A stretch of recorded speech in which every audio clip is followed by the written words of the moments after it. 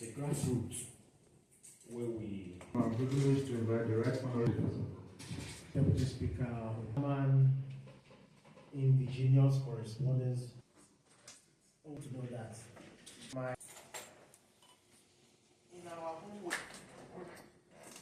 Thank you very much, Mr. Speaker. After the presentation of Slovenia, there will be group photographs justified.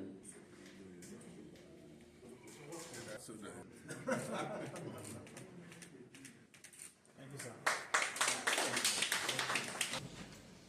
You are also our partners in nation building. You've been doing a whole lot of work. The truth is, if you don't publish the activities of the Delta State House Assembly, nobody will know what is happening in the Delta State House Assembly. So I want to commend all of you for the good work you've been doing, all the publications.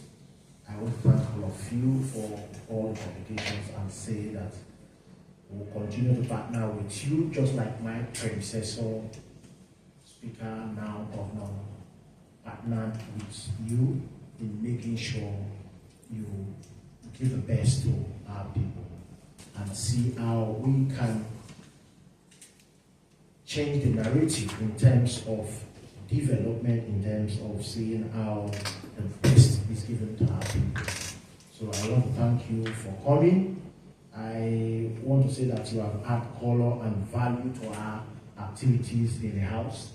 So I will continue to partner with you and to see how we can be of help to each other, making legislation on Riverine Infrastructural Development Directorate. And that directorate, as it pleases you, it pleased me as well, because I am from the Riverine. So I will do everything within my past to making sure we give the needed support to the governor in seeing that there is a legislative backing to that effect by the grace of God, to seeing that that ministry stands the test of time.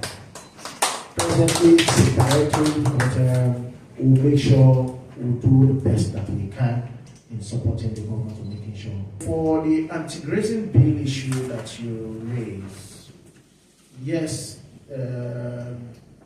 laws are made, implementation lies with the executive. However, in the Delta State House Assembly, we have a committee on compliance that is headed by the Deputy Speaker. The Deputy Speaker is doing a whole lot in making sure some of these laws are implemented by the executive. We'll continue to strengthen him and the committee to making sure they reach out to necessary government agencies that are supposed to implement these laws. The issue of coca junction, that one, like I said earlier, the executive, they have a whole lot to do. And like I've said, we'll continue to making sure they do their work effectively.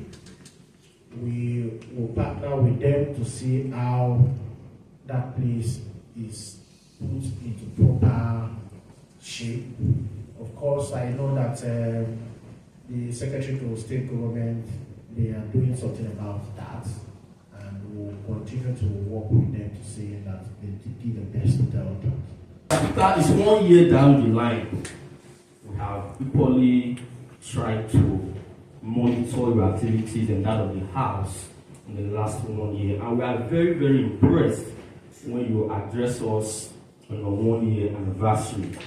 The bills that have gone through the House, the ones that have been passed, those are waiting, and those of us that were there to cover that briefing and attended the series of programs for that week, we were very, very impressed of what the House under your leadership is doing. We have to basically seek ways of partnership with this House. You will agree with me that the House is very, very important to deltans. And whatever is done here, if done rightly, then Delta is the hope and the dream of what we are actually aspiring to be.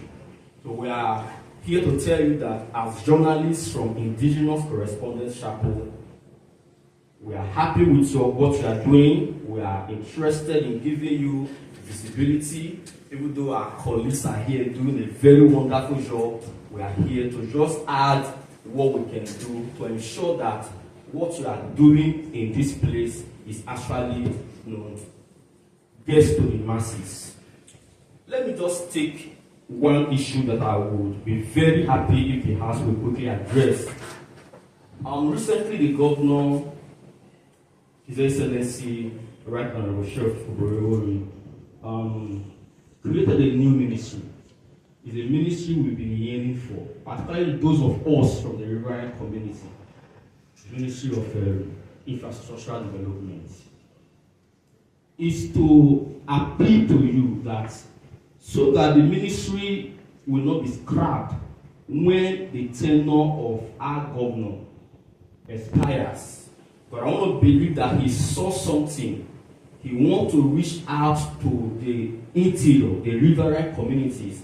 Hence, he established that ministry. That area I would like you to look critically into is the anti-grazing bill that seems not to be working in Delta State. Everywhere we go, we still see our Hausa brothers not just rearing their cattle, they still destroy crops. They still go about in the public. That is undermining that bill.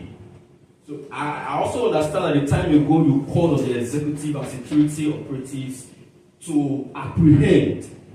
We are still shocked that up to date, cattle rearers still go about with their cattle destroying crops.